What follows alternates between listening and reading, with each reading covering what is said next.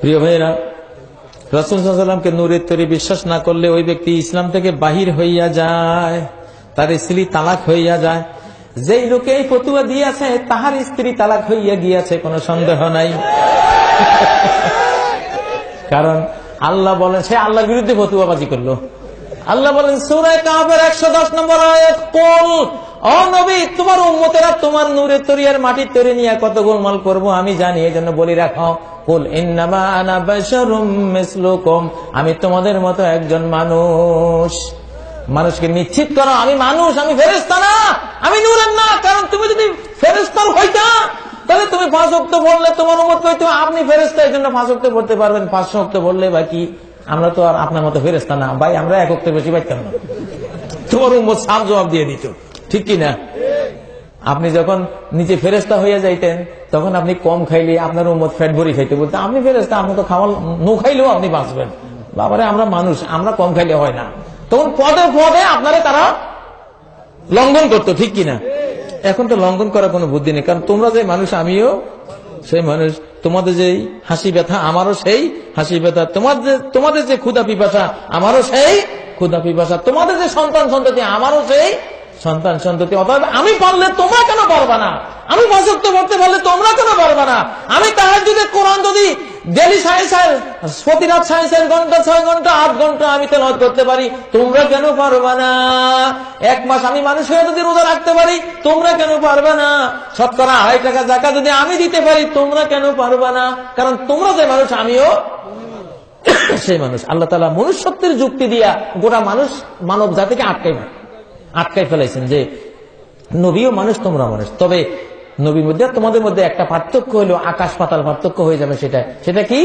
নবীর কাছে ওহী আসে, তোমাদের কাছে ওহী আসে না। নবী মাটির তৈরি, কিসের তৈরি?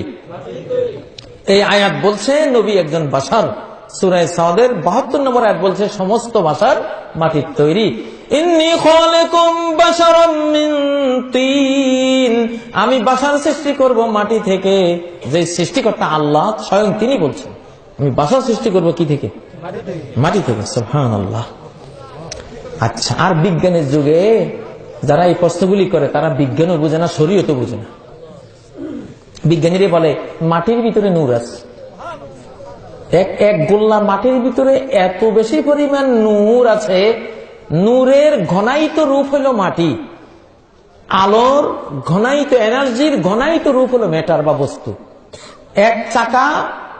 এক চাকা মাটিকে যদি সেকেন্ডে 3 লক্ষ কিলোমিটার গতিতে ছোঁড়া হয়, এটা আলো হয়ে যাবে। আলোর গতি সেকেন্ডে 3 লাখ কিলোমিটার। এই মাইকটাকে যদি আমি সেকেন্ডে 3 লাখ কিলোমিটার গতিতে ছুটতে পারি, এটা আলো হয়ে যাবে পুরা। আমাকে কাজী ইব্রাহিমকে কেউ যদি কোন যন্ত্রের মাথার মধ্যে সেট করিয়া সেকেন্ডে 3 লাখ কিলোমিটার গতিতে ছুঁড়ে মারে, আমি আলো হয়ে যাবে, আপনি আলো হয়ে যাবেন, পৃথিবীর সব বস্তু আলো হয়ে যাবে। কারণ সব বস্তুর মূল হইল আলো। আল্লাহু আকবার। ইলেকট্রন, নিউট্রন, প্রোটন, এখানে বিজ্ঞান পড়া ছাত্ররা নাই। তাহলে মাটির তৈরি হইলে লাভ বেশি। মাটির মধ্যে নূরও আছে, মাটির মধ্যে মাটির গুণও আছে।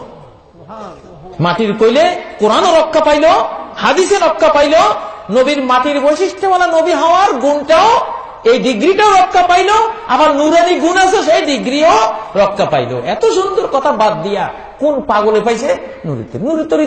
নূরের তৈরি সমস্ত ফেরেশতারা মাটির তৈরি। আদমকে কেন সেজদা দিছে? নূরের তৈরি হলে যদি দাম বাড়তো তাহলে তো উচিত ছিল মাটির তৈরি আদম নূরের তৈরি ফেরেশতাকে সেজদা করতো। কিন্তু ঘটনা ঘটছে উল্টা। নূরের তৈরিওয়ালারা মাটির তৈরি আদমকে সেজদা করো, কারণ মাটির মধ্যে ডাবল গুণ, মাটির গুণও আছে, নূরের গুণও আছে। সুবহানাল্লাহ। 2 ডিগ্রি। কয় ডিগ্রি? কথা বুঝছেন? জীবনে আর কইবেন কোনদিন নূরের তৈরি? নবীজিকে কি ঠকাইতেছেন না জিতাইতেছেন? যারা নবীকে জিতাইতে চায় তারা বলবে মাটির তৈরি। তাহলে নূরও পাইলো, মাটিও পাইলো।